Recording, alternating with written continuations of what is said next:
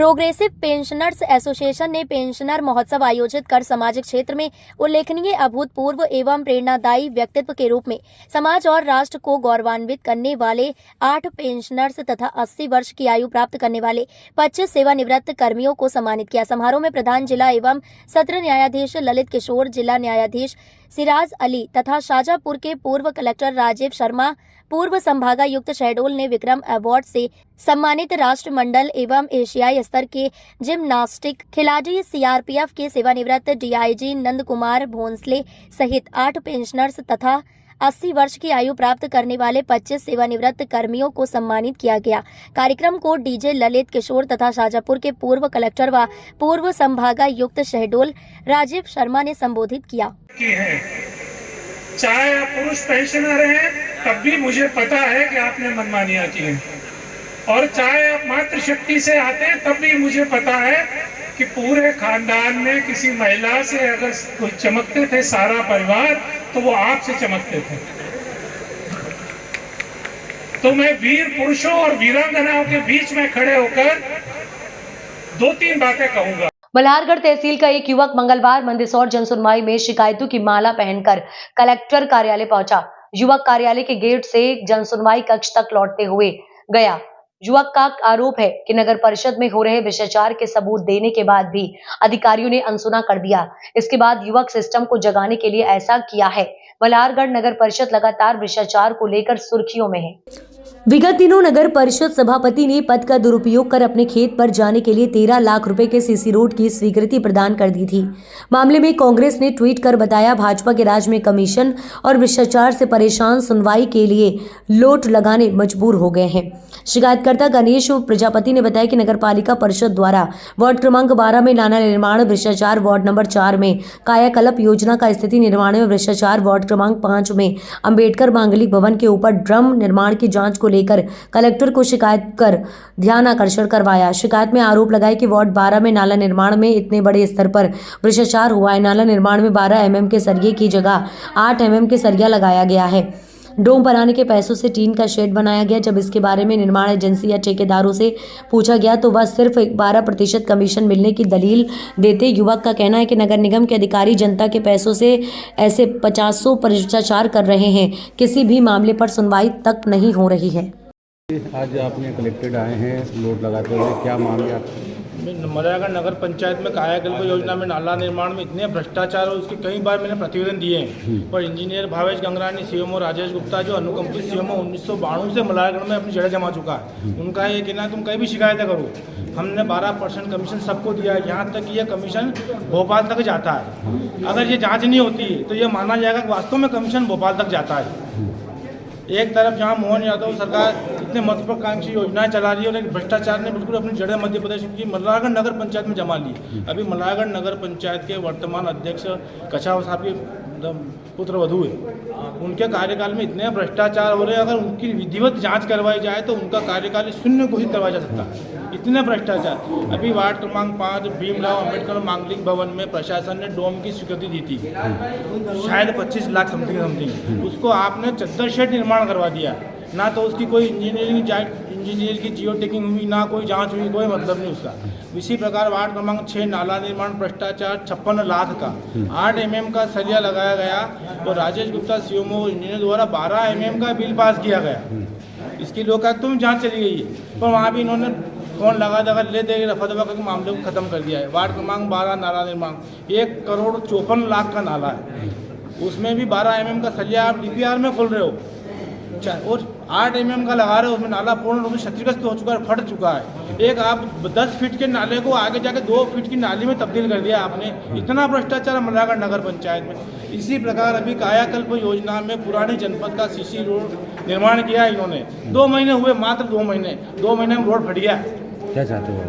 इसमें जनहित के माध्यम से अपन इसकी उच्च स्तरीय जांच करवाना चाहते हैं कि इस भ्रष्टाचार को मुक्त किया जाए, और वास्तव में जो दोषी अधिकारी उसके ऊपर कानूनी कार्रवाई की जाए। अभी क्या किया आपने परिसर में? अभी महोदय को हमने जांच प्रतिवेदन दिया है। क्या नीचे से किस तरह से आया? अभी नीचे से लोटन यात्रा करते हुए के माध्यम से जितने भी अपनों ने प्रतिवेदन दिए हैं, उन सब की कापी अपनों ने लोटस यात्रा के माध्यम से प्रशासन को अवगत कराने का प्रयास किया। क्या उन लोगों पे कार्रवाई होना चाहिए जिन लोगों को? बिल्कुल कार्रवाई होना चाहिए, निष्पक्ष कार्रवाई होनी चाहिए। कौन लोग हैं जिन- इसमें इंजीनियर है, ठेकेदार नावेद खान है, जीतू गायरी है, सीएमओ है, इनके ऊपर निष्पक्ष कार्रवाई होना चाहिए। एक मामला अभी मलागढ़ नगर पंचायत में शासकीय संपत्ति पर अवैध अतिक्रमण का है। वह सर्वे क्रमांक 558 1918 से 2024 तक जिसका भूमि स्वामी मध्य प्रदेश शासन है, उसके ऊपर गंगा जल आवर्धन योजना में मरम्मत करवाकर बिना अनुमति मूर्ति स्थापित करनी। जब उसकी मांग हमने 30/7 को प्रथम जन सुनवाई में आदित्य मैडम करके यहाँ प्रतिवेदन दिया था, उसमें जांच की मांग करी थी, तो सीएमओ राजेश गुप्ता और एसडीएम रविंद्र वर्मा ने एक प्रतिवेदन भेजा। उसमें ये कहा गया कि वो संपत्ति हिंदू पंचांग की है, जबकि मैं प्रमाण करता हूँ वो संपत्ति 1918 से 2024 जिसका भूमि स्वामी मध्य प्रदेश शासन है। क्या आपकी शिकायत का निराकरण नहीं होता है तो क्या आगे क्या करोगे? आगे भूख हड़ताल में बैठा जाएगा सर, शिकायत का अगर निराकरण नहीं होता है आपका नाम? तो यही लोटस यात्रा फिर भोपाल में वल्लभ भवन के सामने लगाई जाएगी। आपका नाम? ज्ञानेश प्रजापति, कहाँ से आए? मल्हारगढ़ से आए। के द्वारा मल्हारगढ़ के निर्माण कार्य नगर पंचायत क्षेत्र की शिकायत की गई है, जो कि पीओ डूडा को जांच के लिए दी गई है। उनको बता भी दिया है कि 15 दिन में हम ये इसकी निष्पक्ष जांच करवाएंगे। उनका आरोप है मैम कि इससे पूर्व भी कई बार जनसुनवाई में आवेदन दिए गए हैं, पर पहली बार ये आवेदन जनसुनवाई में दिया है। कोई और विषय पर नहीं शिकायत दिया हो, इस विषय पर पहली बार। उनसे 12% ब्याह मांग रहा है, ब्याह मांगा जा रहा है। मैडम क्या मानते हैं भ्रष्टाचार? Thank you. पर आ रही है मध्य प्रदेश के धार से, चंद रुपयों की लालच में मौत बेचने से बाज नहीं आ रहे पतंग विक्रेता। मकर संक्रांति पर पिछले कई वर्षों से पतंग के बाजी के लिए उपयोग में लाए जाने वाला सूती मांझे के स्थान पर चाइनीज मांझा चलन में है, जो आम इंसान के साथ साथ पशु पक्षियों के लिए भी प्राण घातक साबित हो रहा है। धार जिले में चाइनीज मांझे, जिसे चाइना डोर भी कहा जाता है, के उपयोग से प्रतिवर्ष बड़ी संख्या में बेजुबान पक्षी बेमौत मारे जाते हैं तथा इसकी चपेट में आकर कई लोग गंभीर रूप से घायल भी हो जाते हैं, जिसे देखते हुए कुछ वर्षों से जिला प्रशासन द्वारा चाइनीज मांझे के विक्रय पर प्रतिबंध लगाया जाता है। इसके उपरांत भी चंद पैसों की लालच में पतंग व्यापारी चोरी छिपे चाइनीज मांझे का विक्रय कर रहे हैं। मकर संक्रांति के दौरान जिला प्रशासन द्वारा समय समय पर पतंग व्यापारियों के यहाँ छापा मारकर बड़े पैमाने पर चाइनीज मांझा जब्त कर उन पर वैधानिक कार्रवाई भी करती है, लेकिन उसके बावजूद भी पतंग व्यापारी चाइनीज मांझा बेचने से बाज नहीं आ रहे। आपको बता दें कि गत वर्ष मकर संक्रांति की शाम को हटवाड़े में अपने पिता विनोद चौहान के साथ मोटरसाइकिल पर आगे बैठकर जा रहे 6 वर्षीय मासूम कनिष्क की चाइनीज मांझे से गला कटने से दर्दनाक मौत हो गई थी। मासूम बालक कनिष्क की दर्दनाक मौत से शहर वासियों को विचलित कर दिया था। इस घटना से शहर में चाइनीज मांझे को लेकर आक्रोश भी देखा जाता है। 6 वर्षीय मासूम कनिष्क की मौत पर जनता सड़कों पर उतर आई और कनिष्क के चित्र के साथ शहर में कैंडल मार्च निकाला, जो घटना स्थल के समीप हटवाड़ा चौराहे तक पहुंच, जहां कनिष्क को भावभीनी श्रद्धांजलि अर्पित की, जिसमें आम जनता के साथ प्रशासन के अधिकारी भी मौजूद थे। कैंडल मार्च में मौजूद लोगों ने चाइनीज मांझे की होली जलाकर चाइनीज मांझे का उपयोग नहीं करने की शपथ ली थी। मुख्य नगर पालिका अधिकारी विकास डावर व जिला प्रशासन ने चाइनीज मांझे का उपयोग नहीं करने की जनता से अपील की है। इसी के साथ प्रतिबंधित चाइनीज मांझे की बिक्री करने वाले व्यापारी की जानकारी प्रशासन तक पहुंचाने की आम जनता से अपील की है, ताकि समय रहते ऐसे व्यापारियों के खिलाफ ठोस कार्रवाई की जा सके। हमारे यहाँ पर एक बालक की मृत्यु हो गई है पिछली बार चाइना की डोर से, और चाइना की डोर उपयोग करने वाले और चाइना जो अपने घरों के आसपास जो भी उपयोग कर रहा है, उन सभी से हाथ जोड़ के निवेदन है, कृपया करके चाइना की डोर का उपयोग ना करें। इससे आपके बच्चों को, आपके परिवार को, आपके आस पड़ोस में किसी को भी हानि पहुंच सकती है। या फिर अपने परिवार की सुरक्षा के लिए आप जो भी कोई उड़ाता है, पतंग दिखता है, तो आप पुलिस में शिकायत करिए। पुलिस भी कार्रवाई कर रही है, पर जिस हिसाब से कार्रवाई होना चाहिए उस हिसाब से कार्रवाई नहीं हो रही है। प्रशासन से विनती है कि सख्त कार्रवाई की जाए, दुकान सील करी जाए, दुकान से सारा सामान जब्त किया जाए और अगले जिसकी भी दुकान से माल पकड़ाता है उसे जेल भेजा जाए। नाम बता दीजिए। मोनू राठौड़। कनिष्क उसके पिताजी के साथ कहीं बाजार घूमने जा रहा था और इसी दौरान नायलॉन डोर से उसका गला कट गया और हाथों हाथ ही उसकी वहीं पे मृत्यु हो गई। अब धार शहर वासियों से और धार जिला वासियों से और जो भी है उनसे मेरा अनुरोध है कि नायलॉन डोर का यूज़ ना करें और इससे इतनी हानि है कि मतलब उसको आप अगर देख लेते हैं तो आपके रोंगटे खड़े हो जाते हैं। ऐसी मृत्यु हुई है उस कनिष्क की, ये चाइना डोर से, और सभी दूर इससे हो ही रही है घटनाओं। तो मेरा जिला प्रशासन से और नगर पालिका से भी ये अनुरोध है कि सभी जो भी अगर नायलॉन डोर बेचे तो इनके ऊपर कार्रवाई करे या इसको प्रतिबंध करे और सख्त कार्रवाई करे। ऐसा नहीं कि छुटपुट कर दी और ऐसा नहीं, इनके ऊपर सख्त कार्रवाई करेंगे तो ही ये बंद हो सकती है। बस मेरा यही नाम बता। गणेश राठौड़। जैसा कि जिला प्रशासन द्वारा चाइना डोर या फिर ऐसे धागे जिससे कि किसी पशु पक्षी की या मानव जीवन को नुकसान हो सकता है, इसको रोकथाम के लिए प्रतिबंध लगाया गया है। जिला प्रशासन के निर्देश पर नगर पालिका द्वारा भी इन चाइना डोर के प्रतिबंध को रोकने के लिए दल का गठन किया गया है। जो दल समस्त यहाँ जो पतंग विक्रेता हैं उनकी दुकानों पर चेकिंग कर रही है, जिससे कि इस चाइना डोर की बिक्री बंद हो। और साथ ही नगर पालिका द्वारा भी बैनर पोस्टर के माध्यम से अन्य जनप्रतिनिधियों के द्वारा भी शहर में चाइना डोर को प्रतिबंधित करने के संबंध में व्यापक प्रचार प्रसार किया जा रहा है तथा इसे रोकथाम के लिए लोगों से निवेदन भी किया जा रहा है। मेरी सभी धार नागरिकों से अपील है कि कहीं पर भी चाइना डोर की बिक्री हो तो प्रशासन को तुरंत सूचना दें, जिससे कि किसी मानव जीवन को या पशु पक्षी को नुकसान ना हो। अगर कोई ऐसा करता पाया गया तो विक्रेता प्लस खरीदार जो भी इसमें शामिल होगा उसे नियमानुसार वैधानिक कार्रवाई की जाएगी। विकास डावर, मुख्य नगर पालिका अधिकारी, धार। एक और बड़ी खबर आपको बताते चले जो कि आ रही है सीधे मुरैना से। कैलारस और पहाड़गढ़ के जंगलों से खुलेआम हो रही पेड़ों की कटाई। एक तरफ तो देश के प्रधानमंत्री नरेंद्र मोदी एक वृक्ष माँ के नाम लगाने की मुहिम पूरे देश में चला रहे हैं। एक वृक्ष माँ के नाम अभियान के तहत पूरे देश में वृक्ष लगाने का अभियान चलाया जा रहा है। वहीं दूसरी तरफ ऐसा नजारा देखने को मिल रहा है कि कैलारस और पहाड़गढ़ के जंगलों से खुलेआम पेड़ों की कटाई करके लकड़ी को बाजार में लाकर बेचा जा रहा है। कल एक ऐसा ही नजारा देखने को मिला जब पहाड़गढ़ से आ रही एक बस की छत पर कटी हुई लकड़ी लाकर बाजार में बेची जा रही थी। ऐसा पहली बार नहीं मिला है। इससे पहले भी कई बार पेड़ों की कटाई के वीडियो सोशल मीडिया पर वायरल हुए हैं। जब मीडिया में खबर चलती है तो कैलारस रेंजर हिना खान एक पेड़ मां के नाम लगाने की बात करती है। वहीं लगे हुए वृक्षों की कटाई रोकने में कैलारस और पहाड़गढ़ के अधिकारी पूरी तरह नाकाम हो चुके हैं, या ये कहें इन अधिकारी और कर्मचारियों की मिलीभगत से जंगलों की कटाई खुलेआम की जा रही है। जब इस संबंध में कैलारस रेंजर हिना खान को फोन करके सूचना देनी चाहिए तो उनके द्वारा फोन रिसीव नहीं किए जाते हैं। गुप्त सूत्रों से एक जानकारी और मिली है कि सबलगढ़ से एक गाड़ी एक दिन छोड़कर रोजाना लकड़ी की निकाली जाती है, जिससे यह पता चलता है कि सबलगढ़ कैलारस के अधिकारियों की मिलीभगत से यह गाड़ी उनकी आंखों के सामने निकाली जाती है। अब देखना यह है कि यह पेड़ों की कटाई ऐसे ही चलती रहेगी या वन विभाग के उच्च अधिकारियों द्वारा इस पर कोई कार्रवाई की जाएगी।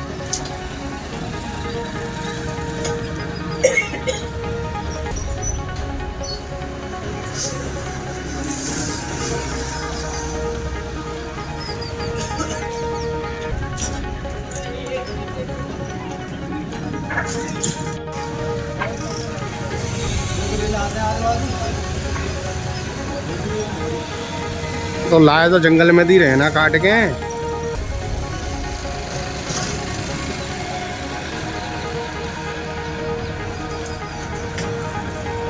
क्षेत्र के प्रसिद्ध बलवारी बालाजी मंदिर पहुंचे महिला एवं बाल विकास विभाग की केंद्रीय राज्य मंत्री सावित्री ठाकुर व जिले की प्रभारी मंत्री कैलाश विजयवर्गीय। दोनों मंत्रियों ने 70 करोड़ की लागत से बनने वाले गंदवानी बलवारी रोड का किया भूमि पूजन। महिला एवं बाल विकास विभाग की केंद्रीय राज्य मंत्री सावित्री ठाकुर व जिले के प्रभारी मंत्री कैलाश विजयवर्गीय आज धार जिले के दौरे पर थे। दोनों मंत्री इस क्षेत्र के प्रसिद्ध बलवारी बालाजी धाम पहुंचे, जहां उन्होंने गंदवानी से बलवारी पहुंच मार्ग का भूमि पूजन किया।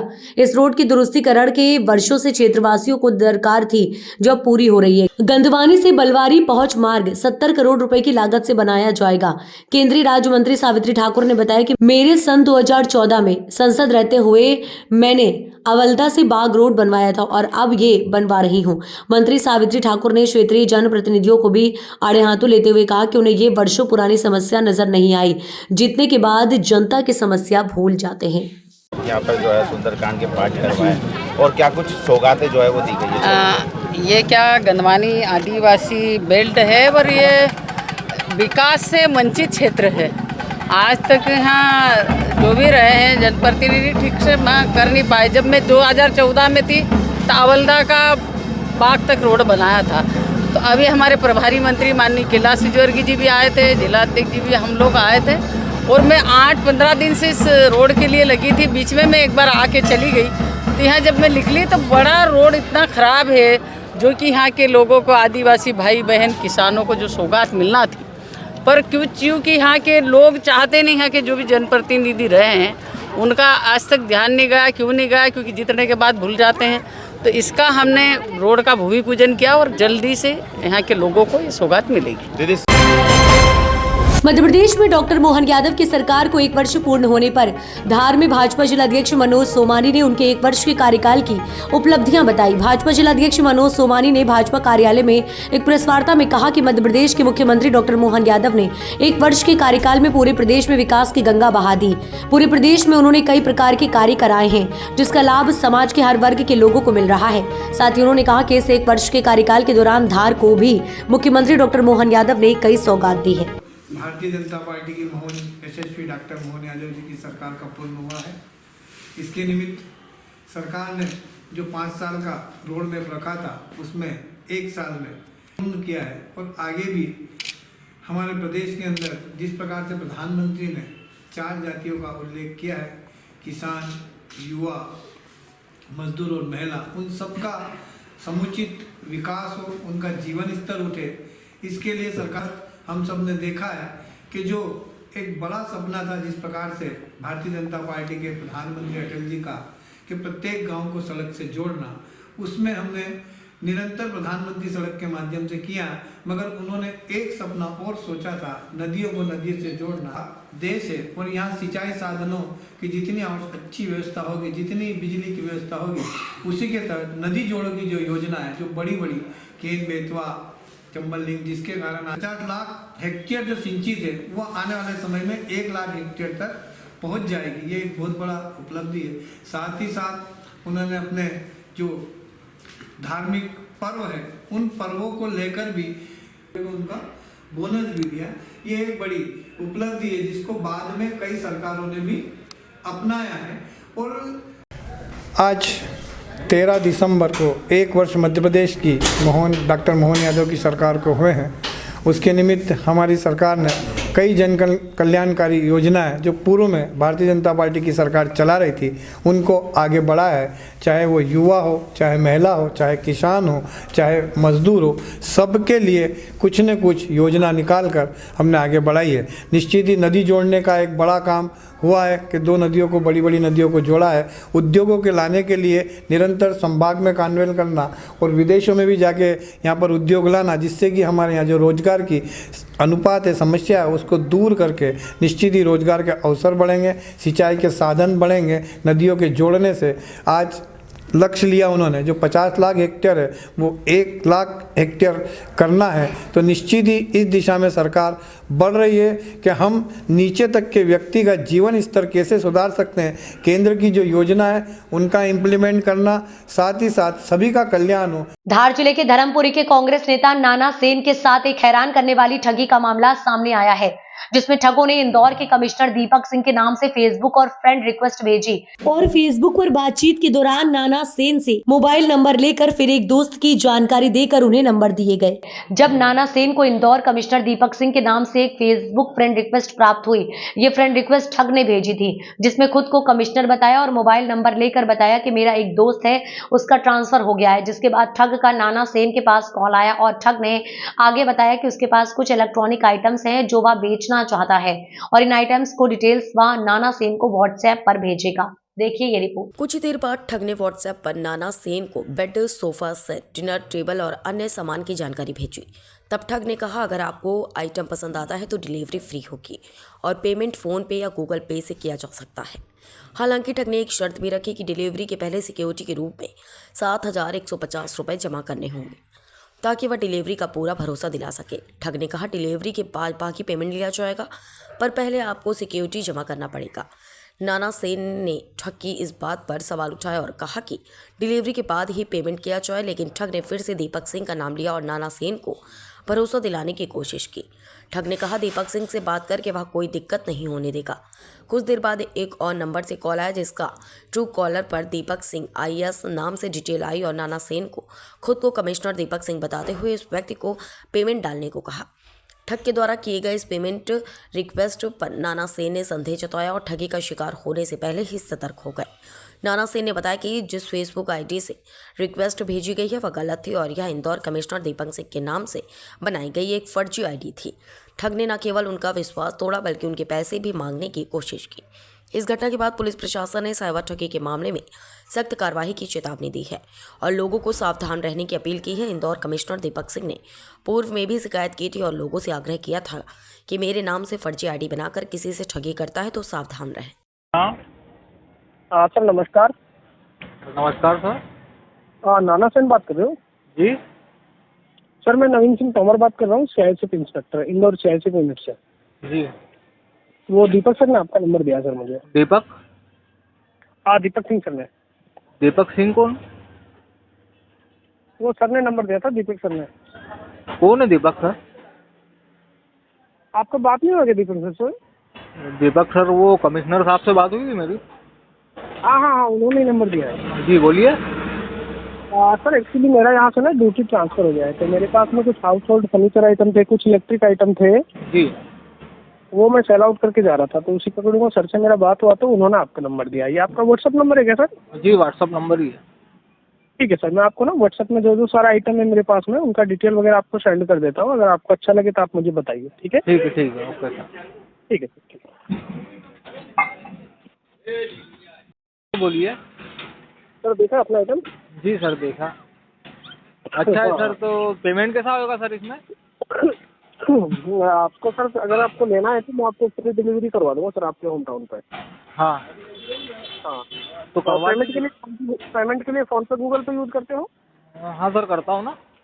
हाँ तो उससे हो जाएगा, कोई दिक्कत नहीं है। अच्छा तो डिलीवरी होने के बाद होगा सर कि उसके पहले देना पड़ेगा पेमेंट? सर पेमेंट डिलीवरी के बाद में ही होगा जो आइटम का होगा, बट जो कुछ ना कुछ पेमेंट सिक्योरिटी के लिए आपको जमा करना पड़ेगा। कितना करना पड़ेगा सर? वो सर वो रहेगा आपका लगभग 7,150 रुपये रहेगा। अच्छा हाँ ठीक है सर। मैं दीपक को बोल दूंगा, उसका कोई दिक्कत नहीं है पेमेंट का है ना। अच्छा तो सर मैं ये चाह रहा था सर पूरा पेमेंट आपको मैं यहाँ पर डिलीवरी होने के बाद दे दूँ और कैसा रहता सर? सर वो बात तो सही है बट तो सिक्योरिटी के लिए जमा करना पड़ेगा 7,050। अरे तो सर मैं ये कह रहा था कि आपका पेमेंट तो कहीं जाएगा नहीं, दीपक सर ने नंबर दिया तो आप कुछ ही बात होगी सर। ना वो तो कोई दिक्कत नहीं है बट तो वो जो टर्म्स एंड कंडीशन है ना सर इस चीज़ के लिए तो मैं आपको बता रहा हूँ। नहीं तो सर पेमेंट अगर डिलीवरी होने के बाद ले लेते तो अच्छा रहता सर। रुको एक मिनट में दीपक सर से बात कर लेता हूँ, है ना? ठीक है सर ठीक है। हेलो हेलो जी जी जी पहचाना? नहीं पहचाना सर। अरे दीपक सिंह बात कर रहा हूँ। कहाँ थे सर? हाँ इंदौर से। जी बोलिए सर। हाँ वो नवीन जी का कॉल आया था क्या? हाँ आया था फोन। तो ये देख लेना, आइटम बहुत अच्छा है उसका। अच्छा अच्छा हाँ तो सर वो इसको 7,150 रुपये आप करवा देना, वो सिक्योरिटी के लिए है, कोई दिक्कत नहीं है। ठीक है ना? ठीक है सर ओके। कोई दिक्कत नहीं है, आपने मिलने वाले हैं, किसी भी प्रकार की कोई प्रॉब्लम नहीं है। जी सर। हाँ तो कराओ, है ना? ठीक है सर। क्या नाम है? नाना सेन। क्या हुआ था आज? आज मैंने मेरी फेसबुक ID खोली, जो इंदौर कमिश्नर है दीपक सिंह, उनके नाम से मुझे ID पे रिक्वेस्ट भेजी गई और थोड़ी देर बाद मुझे मैसेज भेजा गया कि ये नवीन सिंह तोमर नाम से आपके पास फ़ोन आएगा। फिर मेरे पास फ़ोन आया, थोड़ी देर बाद दीपक से ट्रू कॉलर पे मैंने देखा तो दीपक जो इंदौर कमिश्नर है उनके फ़ोटो लगा हुआ, उसने बोला कि मेरी जान पहचान की, इनसे बात कर लीजिए। मैंने बात करी तो मुझे 7,150 रुपये का बोल रहे थे। जब मैंने पूरी डिटेल निकाली तो मुझे लगा कि फ्रॉड कर रहे हैं ये, तो मैं फ्रॉड से बच गया आज। कई दिनों से इन मंडलों के नाम को लेकर रायशुमारी का दौर जारी था। पर्यवेक्षक के रूप में कई नेताओं ने बूथ अध्यक्षों से चर्चा की थी। इसके बाद 4 नाम के पैनल बनाकर भेजे। आज स्थानीय डाक बंगले पर भारतीय जनता पार्टी ने धार जिले के नगर व ग्रामीण मंडल के 5 अध्यक्षों की नियुक्ति पर भाजपा के शिवराम कन्नौज, नारायण सोनी, पन्नालाल पाटीदार, लोकेश मुकाती, रूपेश चौहान ने डाक बंगले पर मनावर भाजपा नगर मंडल अध्यक्ष मोनू पाटीदार, मनावर भाजपा ग्रामीण मंडल अध्यक्ष सोहन सोलंकी तथा सिधाना ग्रामीण मंडल अध्यक्ष प्रकाश पांडे, उबर वन मंडल अध्यक्ष देवी सिंह चौहान व बाकानेर अरविंद तंबर का स्वागतम किया गया। नगर में कई भाजपा नेता ने नगर व ग्रामीण मंडलों के घरों पर जाकर फूल माला पहनाकर स्वागत किया। शिवराम कन्नौज ने कहा कि भाजपा पार्टी ने सभी निष्ठावान कर्मठ समाजसेवी के प्रति समर्पित कार्यकर्ताओं को जिम्मेदारी दी है। बताया कि सभी मंडल अध्यक्षों से आशा है कि अपने नेतृत्व में मंडल के प्रत्येक कार्यकर्ताओं को सक्रिय कर संगठन को मजबूती प्रदान करें। आपका नाम? मोनू पाटीदार। आज नगर मंडल अध्यक्ष बनाया है। हाँ, आज क्या पार्टी ने मुझे पुनः दायित्व दिया है नगर मंडल अध्यक्ष का। मैं शीर्ष नेतृत्व का, वरिष्ठों का, सबका बहुत बहुत धन्यवाद बोलना चाहता हूँ। और मैं आने वाले समय में संगठन को सभी को साथ में लेके और संगठन की रीति नीति से काम करूँगा और संगठन के सभी कार्यों को निर्वहन करूँगा। और मैं सभी को बहुत बहुत धन्यवाद देना चाहता हूँ, मेरे वरिष्ठजनों को, सभी को जिन्होंने मुझे इस दायित्व के लिए फिर से पुनः चुना। बहुत बहुत धन्यवाद। जय श्री राम। उन्हेल में घटना का संक्षिप्त विवरण। शुक्रवार को सैफुद्दीन पिता नासिरुद्दीन कुरैशी उम्र 32 वर्षीय निवासी पठान मोहल्ला उन्हेल अपने पार्टनर मानसिंह एवं लोडिंग चालक राजा शाह के साथ सड़ावदा से भैंस लेकर वापस उन्हेल जा रहा था, तो रास्ते में सैफुद्दीन दूसरी भैंस खरीदने लेकोडा आंजना महेश चौधरी के बुलाने पर उसके पास चला गया, जो देर रात तक घर वापस नहीं आया। सैफुद्दीन का फोन भी बंद आ रहा था, जो सैफुद्दीन के भाई सद्दाम ने थाने पर सैफुद्दीन की गुमशुदगी दर्ज कराई थी। दिनांक 14/12/2024 को शनिवार सुबह 9 बजे सूचना मिली कि लेकोडा आंजना रेलवे ट्रैक के किनारे एक शव लहूलुहान पड़ा है। जो सूचना पर उन्हेल पुलिस थाना प्रभारी अशोक शर्मा अपनी टीम के साथ मौके पर पहुंचे और मृतक की पहचान सैफुद्दीन निवासी उन्हेल के रूप में की गई है।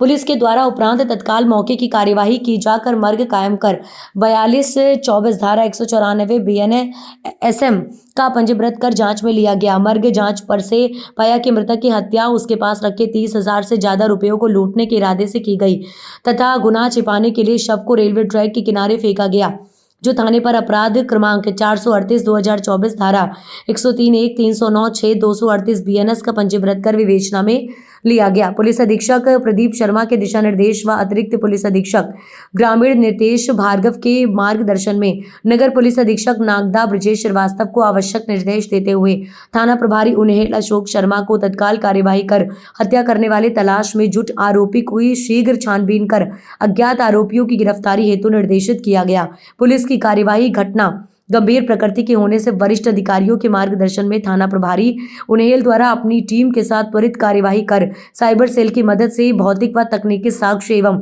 मुखबरी तंत्र को सक्रिय कर लगातार अज्ञात आरोपी की तलाश की जा रही है, जो तकनीकी व भौतिक साक्ष्य की मदद से रविवार को आरोपी महेश पिता मुकेश चौधरी जाति गौरी निवासी लेकोडा अंजना को गिरफ्तार कर पूछताछ करते हुए आरोपी ने अपने साथी विकास पिता जुझाड़ दायमा जाति खीर निवासी चावड्डा के साथ तक सैफुद्दीन की हत्या करना स्वीकार किया गया है।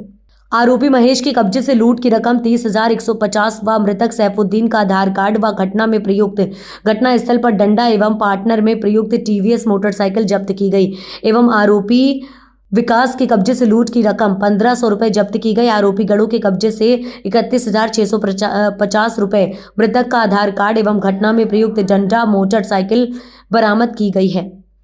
गुमशुदा सैफुद्दीन जो था वो 13 तारीख को भैंस खरीदने के लिए बाहर जाने का बोलकर निकला था, जिसने एक भैंस भेज दी थी इसके घर पर और दूसरी भैंस खरीदने के नाम पर गया था, जो वापस नहीं लौटा था। सूचना पर थाना उन्हेल में गुम इंसान कायम किया गया। कायम करने के बाद अगले दिन 14 तारीख को इसकी डेड बॉडी जो है लेकोड़ा आंजना रेलवे ट्रैक पर मिली, जिस पर पुलिस उन्हेल द्वारा जांच करते हुए उसमें ये पाया कि जो मृतक है उसके सिर पर और गर्दन पर मारपीट करते हुए उसकी हत्या की गई है, जिसमें जो चश्मदीद साक्षीगण जो थे जिन्होंने इससे चर्चा करी थी मृतक से घटना के पहले, और टेक्निकल एविडेंस के आधार पर महेश पिता मुकेश चौधरी और विकास पिता जुझार फकीर, ये दोनों व्यक्तियों को कब्जे में लिया गया, जिन्होंने बताया कि घटना दिनांक 13 तारीख को इन्होंने मृतक के जेब में रखे जो 30,000 रुपये थे वो पाने के लिए इसको घटना स्थल पर ले गए और वहाँ ले जाकर इसके साथ मारपीट करी। और मारपीट करने के बाद जब उसका मर्डर हो गया तो ये उसको उसका पैसा लेकर वहाँ से चले गए। जो पैसा बरामद हो गया है, मोबाइल और जो चाकू का प्रयोग किया गया था वो वहीं पास में खाल में पड़ा हुआ है, जिसको बरामद करना है। बाकी घटना में जो प्रयोग करी गई थी जो मोटरसाइकिल, वो बरामद हो गई है। हत्या करने का मुख्य कारण क्या था?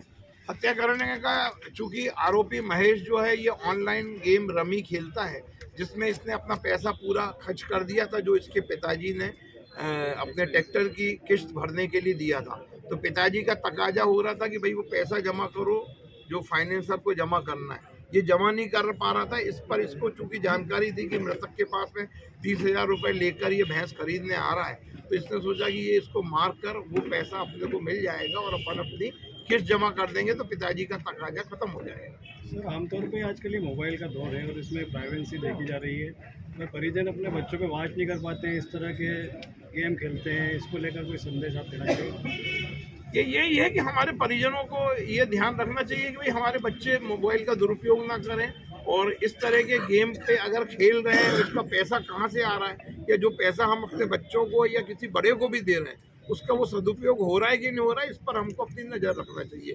इसके लिए पुलिस भी अपनी तरफ से जागरूकता अभियान गाँव में चौपाल लगाकर स्कूलों में सब तरफ से कर रही है, लेकिन फिर भी लोगों में कभी थोड़ी सी अवेयरनेस की और ज़्यादा जरूरत है। इस खुलासे में किनकी सराहनीय भूमिका रही है? इसमें थाना प्रभारी अशोक शर्मा जी जो हैं उन्हेल के, उनका रहा। इसके अलावा सब इंस्पेक्टर ML निनामा जी रहे, सहायक उप निरीक्षक रामनारायण सिंह पवार, राजीव सिंह चौहान, प्रधान आरक्षक रामेश्वर पटेल, महेंद्र मिश्रा, कालूराम और